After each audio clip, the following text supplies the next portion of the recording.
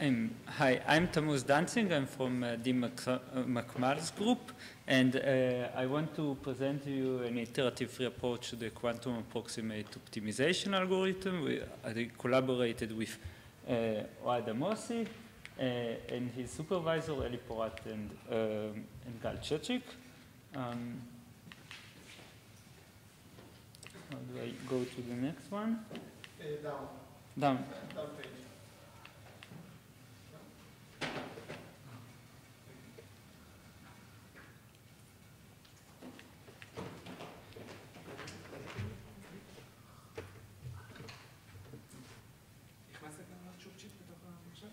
את הצ'ופצ'יק הזה?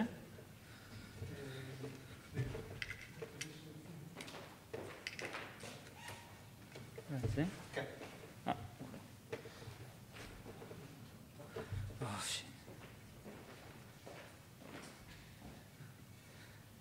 Okay.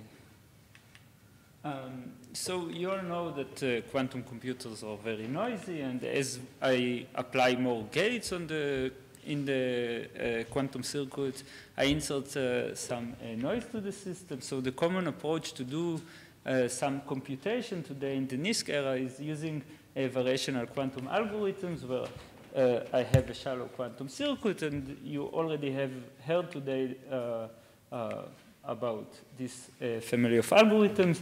The objective function is defined by the problems, also give me a score, how good is the output from the quantum circuit, and with classical optimizer, I update the parameters to the next, so I need to do a lot of iteration in order to get a good solution. The quantum approximate optimization algorithm is one of the most famous quantum is a famous algorithm for solving combinatorial optimization problems. It has a very rigid structure, so it's composed from P layers.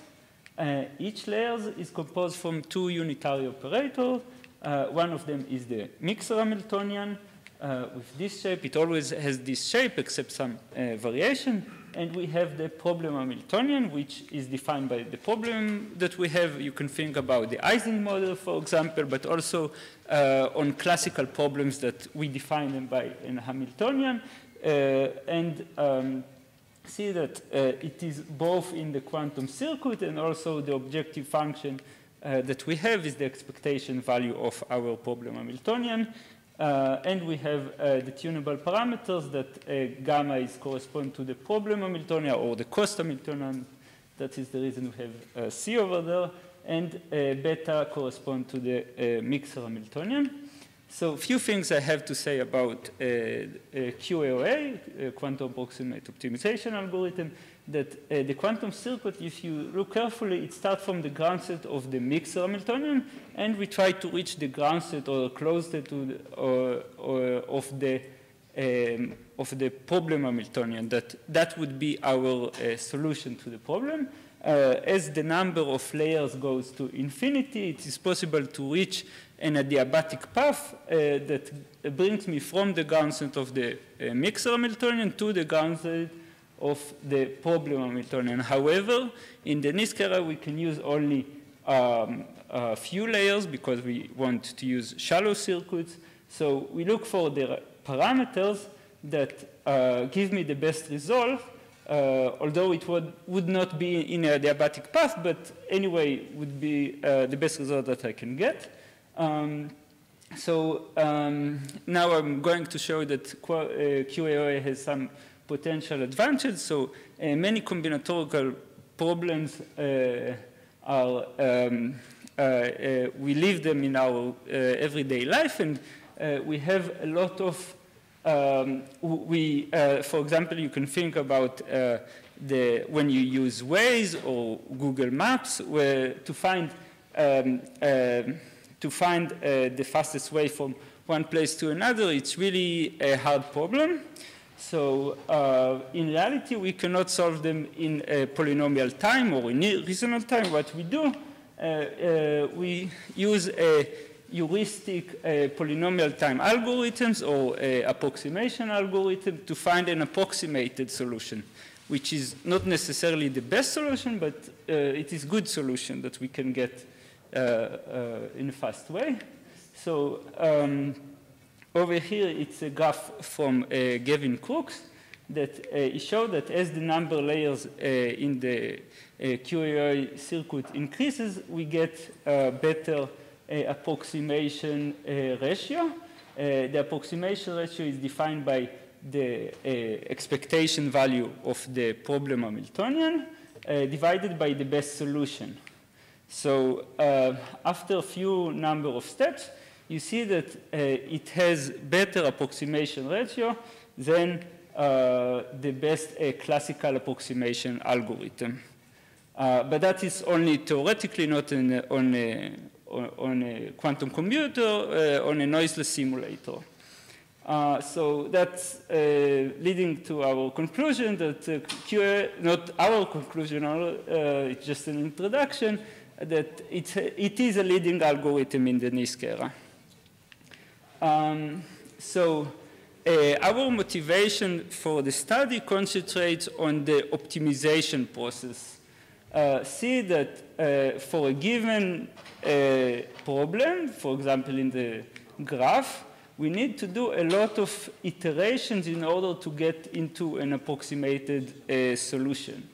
In each single iterations, we need to evaluate few times the objective function is in order to calculate the gradient, in order to know how to change the parameters. Each time I evaluate the objective function, I need to do that with hundreds or thousands of shots. So this process is costly. If I could find better parameters initially that can bring me, initially to a better position, that can reduce the number of iterations that I need to do, that would really beneficial. So we are not the first one to tackle this problem. There are previous initialization methods that already proposed. For example, Alam and his friends proposed to optimize QAOA on one layer, which is easier, and then use some regression model in order to make some initialization for a higher number of layers to get a better approximated solution. Zhu and Looking suggested to optimize on P layers and then use some heuristic methods in order to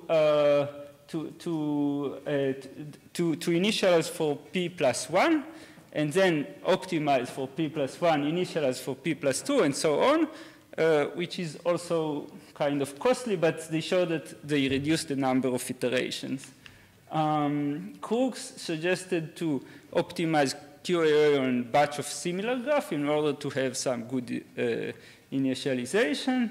And Sak and Serbin suggested a protocol that they want to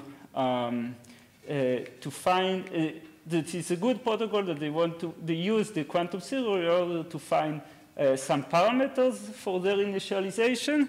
I don't want to get into details for every initialization method. So all previous initialization, as far as we know, they all use the previous use of quantum computer in order to make some a good initialization, or they make initialization that are the same for every problem that I want to solve. We want to tailor our parameters to the problem that I need to solve, that initially give a new set of parameters that is tailored to the problem that I want to solve, and without using any further use of the quantum computer. So our method goes like that.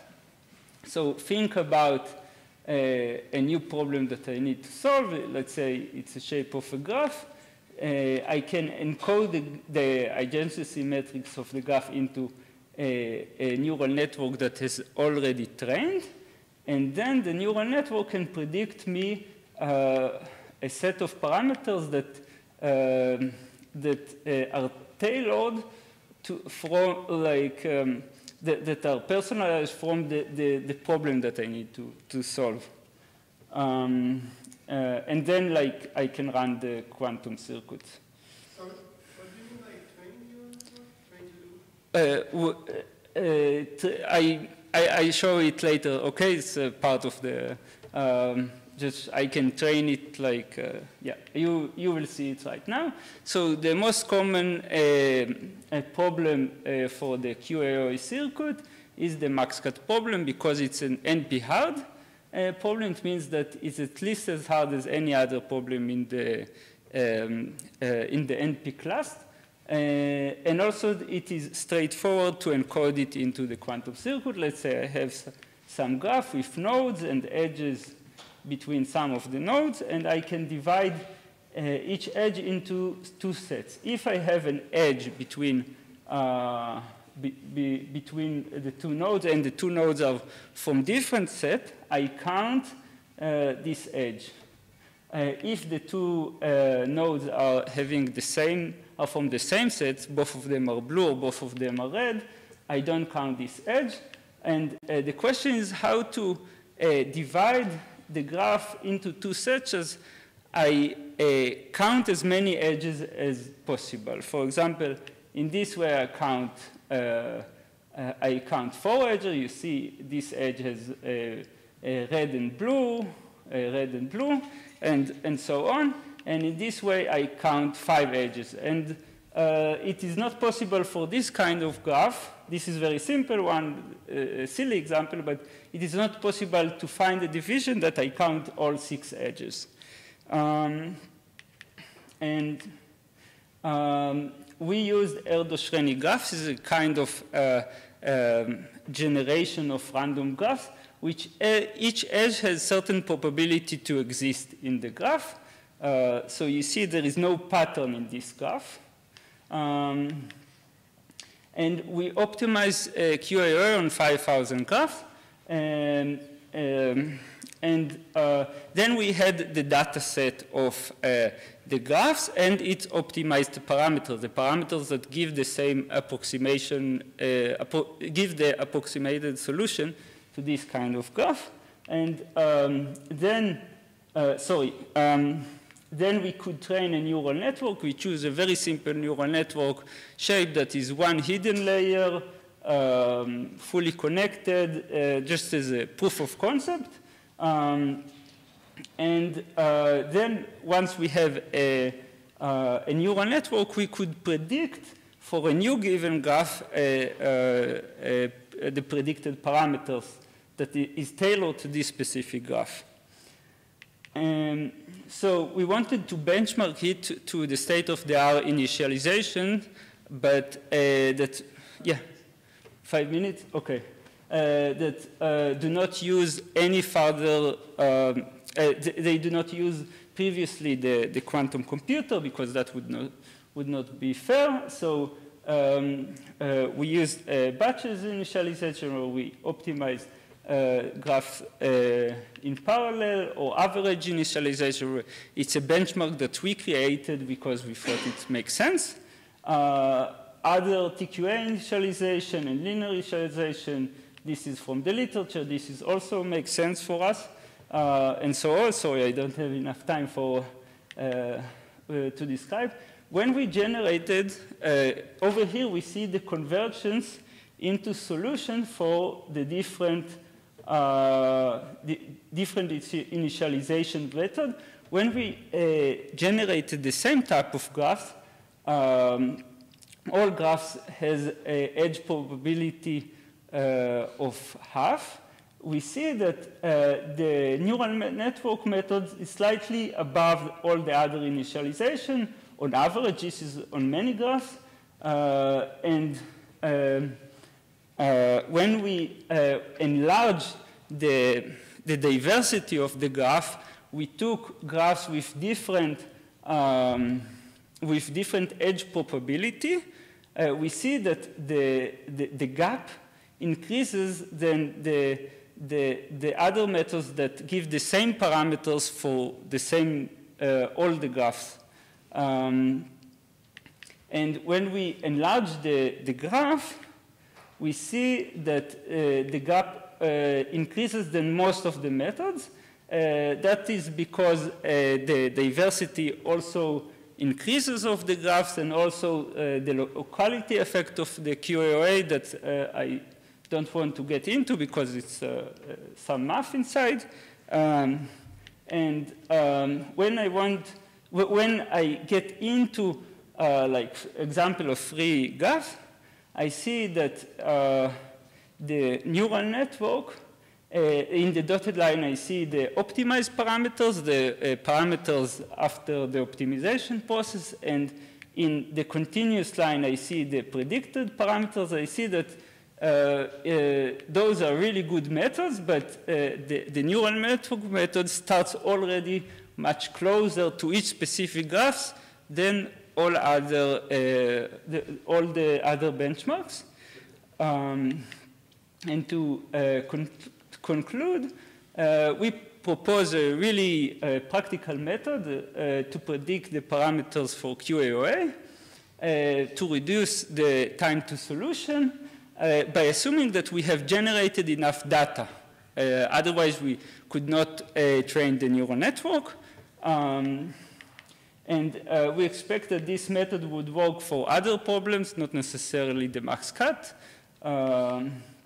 And if I enlarge the variation of the graph, such as a weighted graph and other kind of random graphs, we think that this would also work better. And for other variational quantum circuits, not necessarily QAOA, sorry. Yeah, that's it. Thank you for the question.